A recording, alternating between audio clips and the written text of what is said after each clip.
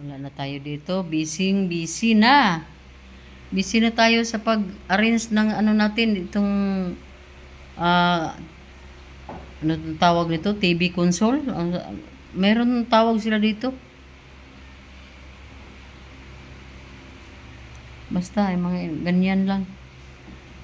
At ako naman ay dito nakaharap sa telebisyon natin na tinanggal. Malaki to, mga 55 inches ata to. So ito, pag mapalitan na ng bago ang dito, ang TV natin dito, ay ilagay ko na lang to sa kwarto sa taas. So, yun na ang mga ano namin dito. Medyo nakaupo lang ako dito kasi napapagod. Madali nang mapagod ang tiyaying eh. So, si Rimrim lang ang dyan.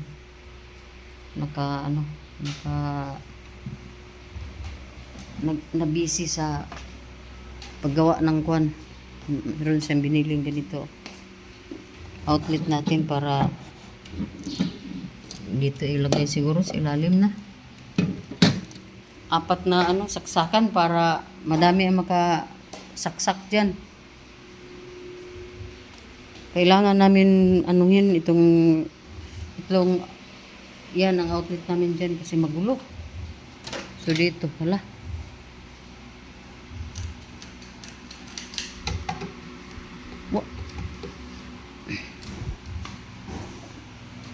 So ang mangyari sa bintana na iyan, pag magka-chance na kami, tanggalin namin yung bintana at pailan na ng hollow blocks. Papailan ko yan ng hollow blocks hanggang doon na ano na talaga ang tawag niyan i-condemn na. Condemn na yan mga tiyaying kasi wala nang silbi yan. Hindi naman yan pwede namin gamitin palagi ang bintana na iyan kasi wala kaming paglagyan ng mga ganito sa ano namin, yung cabinet.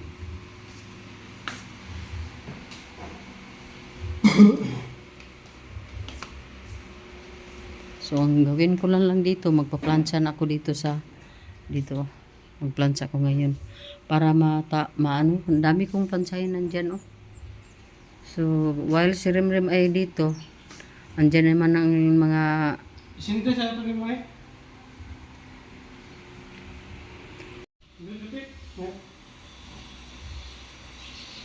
kaya dako pwede ra mo gud siya magawas diha. O man ni problema.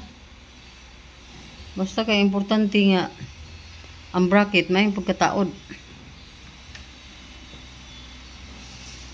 Okay, hagbong niya atong TV.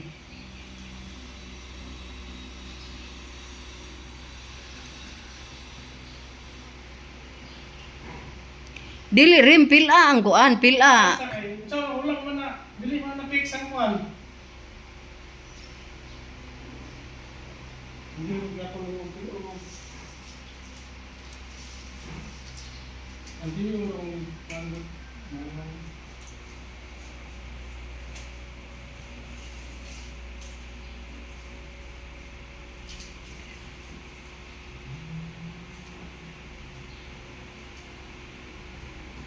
Malaki na tong TV namin 55 inches. Pero plakihan pa diyan. Kasi murag amo to mao na ba ni kada kaadya rin? babag man.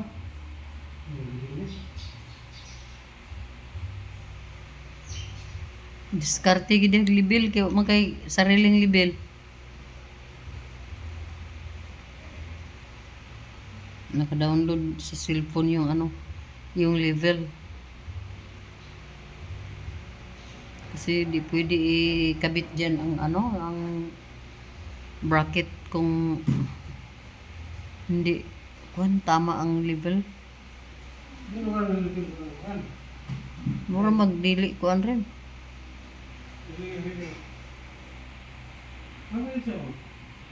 So, Nang-level mo, magandang apple mo man. Ay, itong apple mo. adto. Nang-level lang. Legit po. Dili din na legit imong cellphone. Hindi, lagi naman kayo ipang babag po sila ng buduan niya. Siyempre. Good morning. Mayong adlaw sa lahat. Good morning talaga ang araw natin ngayon, ang umaga. Dahil hindi tayo umalis. Kasi, dami tayong gawain dito sa bahay. So, unahin muna natin itong ating mga gawain dito sa bahay bago tayo mamamasyal. Dahil, ano naman talaga, ang pamamasyal ay nasa saktong panahon yan.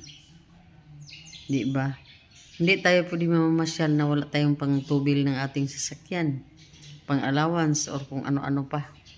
So, if ever ang mga trabaho natin dito ay tambak na, ano na natin to, gawin muna natin bago tayo mag-set na naman ng time para sa ating mga pamamasyal, mga tiyayin. So, ngayon ay medyo tapos-tapos na po ako dito.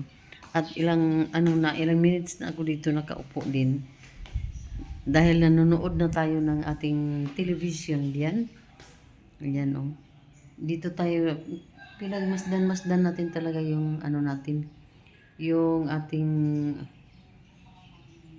corner diyan, yung space diyan na nilagyan natin ng TV stand. At medyo lang tayo ano bang tawag niyan mga tiyaying, yung nag-enjoy muna tayo dito sa bahay ba. Wala pa akong nakahilamos na tayo pero wala pang nakapambahay lang. At ayan ang ating mga damit dyan at paplansyahin natin yan mamaya. So yan ang sinasabi ko mga tiyaying, na unahin ko muna itong mga trabaho dito sa bahay. So wala akong supposed to be ngayon.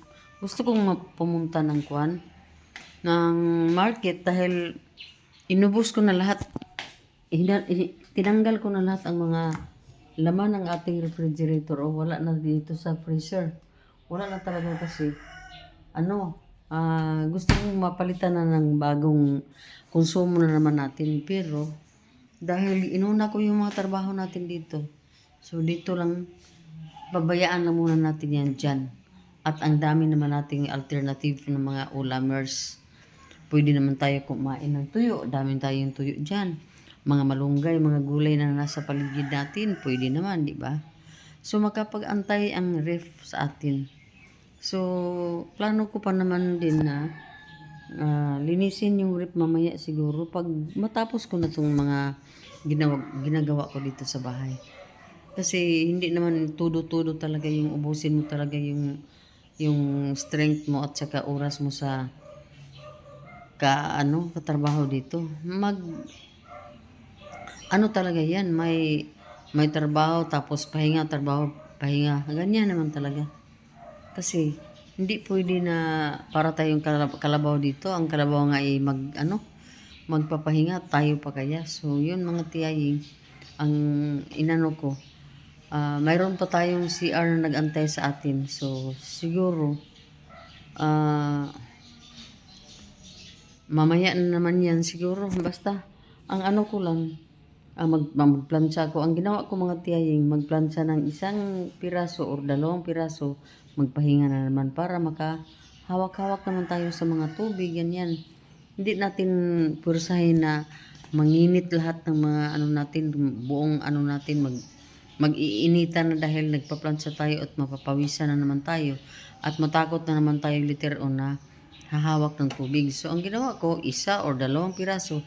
Kasi andyan lang naman yan, nakaantabay din ang ating plancha, nandoon lang pati yung ating plantsahan.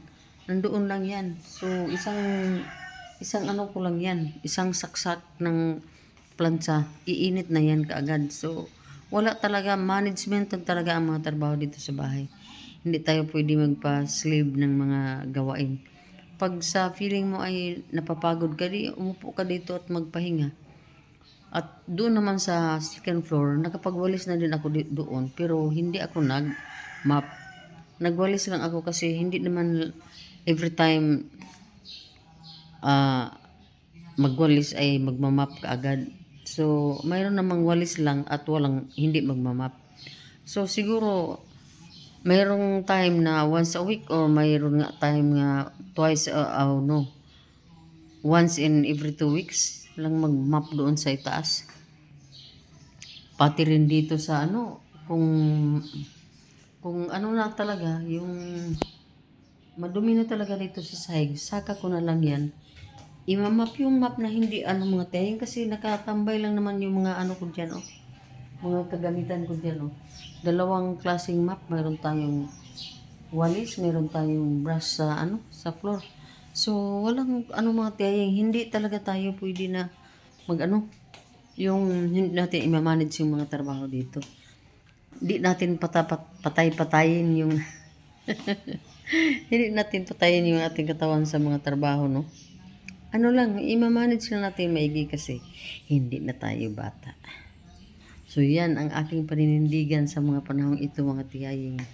So, ngayon, umpisa ito ng morning natin at dito lang tayo sa loob ng bahay. Basta tapos na ako doon maglinis sa taas, magwalis at mag-arrange ng mga bagay-bagay doon. Dito na lang tayo kasi umalis na yung mga kabataan, mga schoolmate ni Ziki umalis na. Mga 5 ata sila ang umalis na o 4. Basta si Ziki na lang ang nandoon sa kwarto. Kasi ayaw talagang gumising. Ilan bisis na ginising ng mga kasamahan niya. At ako 2 bisis na ako pumunta doon at gisingin siya. Hindi pa rin. So, pabayaan na natin siya kasi wala namang klase ngayon. So, yun mga ang mga pangyayari dito. Mag-update lang ako later. Po ng mga tiyaying. Kanina napalakas ko ang sounds ko kasi hindi ko alam mayroon pala doon nagmimisa. Mayroong blessing pala dito sa likod ng bahay. Blessing ng kasi kararating lang ng anak nila galing nag-work sa Australia at blessing siguro ng bahay at saka sasakyan. Kasi bago ang sasakyan at bago din yung kanilang bahay. So, ako hindi na warningan na mayroon palang ano ko pa naman ang TV. Pinaandar ko ng 80, 85 to 90 ang volume. And then Kenny Rogers lahat ang mga music. So parang nahihiya ako ba. Pwede naman akong anuhin sana. Pero mabuti na lang na ano ko na napansin ko later on na mayroon palang nagpari diyan. Pari talaga na pari ang nandiyan nagsagawa ng blessing ng kanilang mga bagay-bagay.